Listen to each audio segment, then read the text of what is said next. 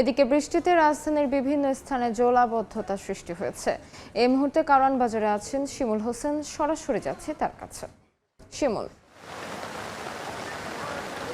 তীব্র বৃষ্টি আর জলাবদ্ধতায় একেবারে নাকাল রাজধানীর কারওয়ান বাজারবাসী। দেখতে পাচ্ছেন এখানে আমি এখন আছি কারওয়ান বাজারের সবজি বাজারে। এখানে দেখছি যে সকাল থেকেই দফায় দফায় ভোর থেকে দফায় দফায় বৃষ্টি হচ্ছে এবং এই বৃষ্টিতে কারওয়ান বাজারের সবজি বাজারে প্রায় হাঁটু পরিমাণ পানি। এবং হাঁটু পরিমাণ পানি শুধু নয়, কারওয়ান বাজারের সবজি বাজারের সবজির যে ঝুড়িগুলো দেখা যাচ্ছে যে ঝুড়ি থেকে সবজিগুলো কিন্তু ভেসে ভেসে উঠছে।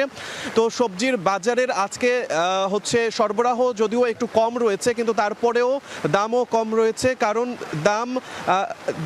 দাম হচ্ছে আজকের বাজারের সবজির বাজারের দাম একটু কমই দেখা যাচ্ছে, কারণ সরবরাহ কম এবং ক্রেতার সংখ্যা একেবারে কম। শুধু রাজধানী কারওয়ান বাজারেই না, আরও রাজধানীর বিভিন্ন এলাকায় কিন্তু অতিবৃষ্টিতে তলিয়ে গেছে এবং দফায় দফায় চূড়ান্ত বৃষ্টি হচ্ছে। এই বৃষ্টিতে রাজধানীর জনসাধারণের জীবন একেবারে অতিষ্ঠ।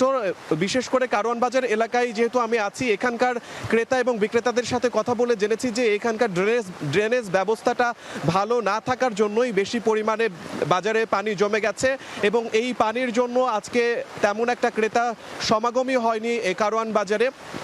তাছাড়া মাছ বাজারের দিকে একটু লক্ষ্য করেছিলাম, সেখানেও আমরা ভোগান্তি দেখেছি এবং সাথে সাথে বাজারের মাছের দামও কিন্তু বেড়ে গেছে। আমরা আরও বেশ কিছু এলাকায় দেখেছি যেখানে পানির বিভিন্ন জায়গায় পানিতে তলিয়ে গেছে এবং শুধু পানিতে তলিয়ে যাওয়া নয়, পানিতে তলিয়ে যাওয়ার সঙ্গে সঙ্গে যদিও ছুটির দিন মানুষ বাজার হাট করতে পারছে না, ভোগান্তি চূড়ান্ত পরিমাণে বেড়ে গেছে। আর সেই সাথে যত বেলা বাড়ছে সঙ্গে সঙ্গে বৃষ্টির তীব্রতাও কিন্তু বাড়ছে। তো এই ছিল আমার কাছে কারওয়ান বাজার থেকে সবশেষ। কারওয়ান বাজার থেকে সরাসরি যুক্ত ছিলাম।